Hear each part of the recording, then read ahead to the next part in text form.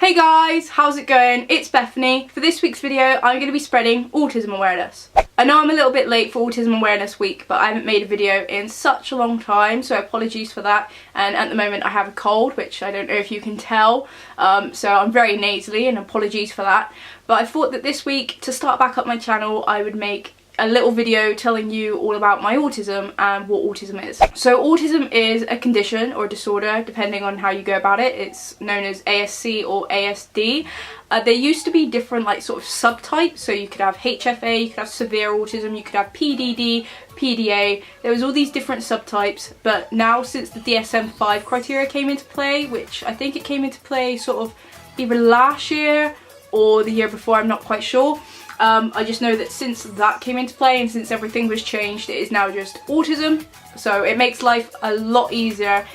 So on my record it used to say HFA and now it says autistic spectrum disorder. Nobody with autism is the same. It's a spectrum condition, as I've already said. It's a spectrum disorder, so you can have somebody with a very similar trait to somebody else, but the severity of it could be very different, and also just different factors impact those traits. Like sometimes I'm really good at communicating if I know the person well, I'm comfortable, I'm in a situation where I feel safe and I'm in a really good mood. Whereas if you catch me in a really bad mood or a bad mindset, if I'm not really comfortable with the person, I could be quite shy, I don't really want to speak, I could be very mute. And yeah, that's just depending on different situations, different people. It happens to pretty much everyone on the spectrum, so you could be in one situation and you'd be fine, and you could be in a different situation, even with the same person, and you could be a totally different person. I still have meltdowns even though I'm 22, although I tend to shut down more now as opposed to just explode.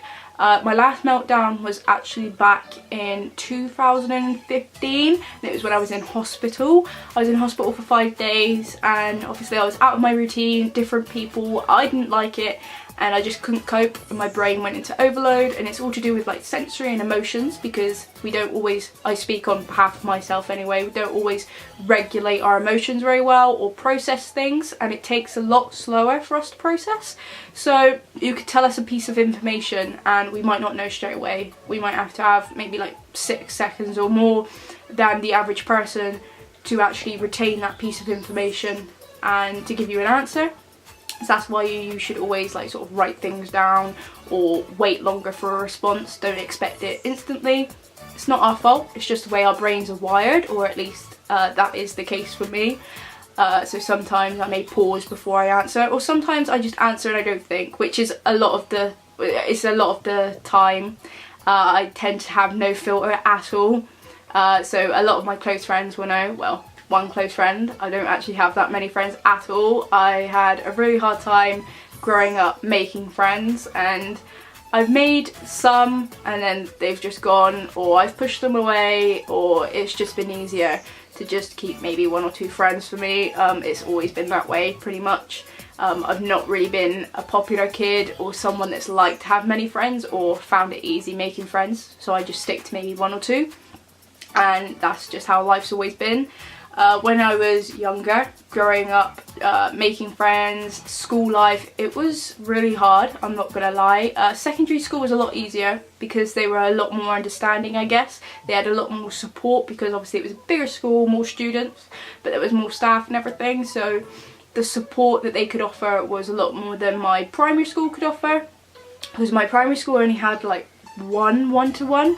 So I had a sort of key worker in primary school, and then I had my own key worker in secondary school as well. So we worked on things like social skills, making sure you keep personal space and that, which I still have trouble with to this day.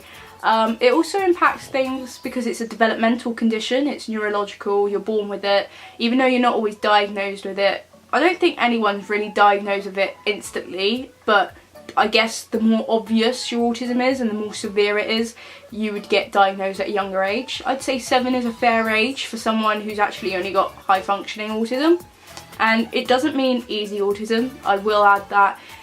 Just because you have high functioning autism doesn't mean your life's any easier than someone with severe autism. In fact, I would say it's quite the opposite. Someone with severe autism, or autism that is really obvious and impacts them in a lot of ways, in quite severe ways, actually usually get the support first and get more of the support, whereas somebody could be fine and then as soon as they're released into sort of the adult world, like I've been, I've really struggled. I got kicked out of college because of health issues and not being able to cope, and then I tried going back, and because of the lack of support and because I was going for a course which was the same level as the year before, I wasn't granted an EHCP, and it just meant that the funding and the support wasn't being able to be provided basically. So I kind of ran out after 3 hours. I just couldn't cope, and it was because of the change, the routine difference,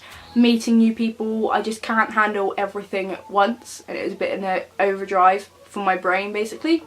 So now I just make YouTube videos, I do gymnastics and I do trampolining, and that's pretty much it. Like, my life is pretty much confined to this room, which I know some people may feel a bit like sort of sad for that, but I have, you know, as long as I'm happy, I guess, which I would say about 70% of the time I am, then I don't see a problem with it. And I know some people will be like, well, why don't you work and everything like that, and I do get that, but I do have a lot of other problems beside my autism which I have gone in, like my seizures and stuff I made a video on, and I've got like loads of videos coming up that I'm just gonna explain bit by bit, or I may do like just one video just explaining everything that's wrong with me basically. I say that because, you know, there's nothing really wrong with me as such, but I have a lot of health difficulties and it impacts my life. It's not just like little things, it's quite big things. For one, I have a pacemaker, which I did make a video on, I think,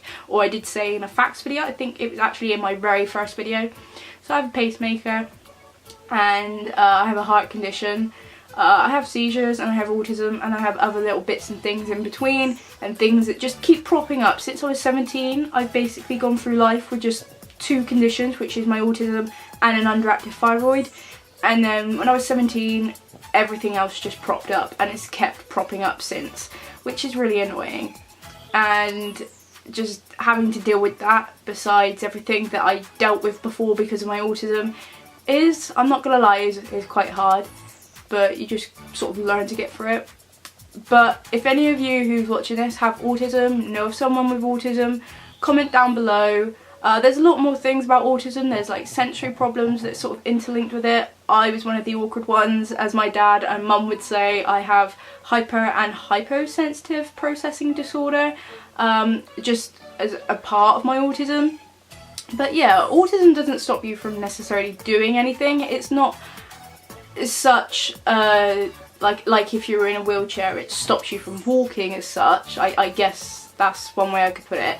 It's sort of, it makes you, I guess in so many words, it causes you to have to go around a different route and take longer to do the things that you might want to do basically, which is a nuisance. But you know, as you grow up and you sort of learn about the condition, you learn to deal with that too.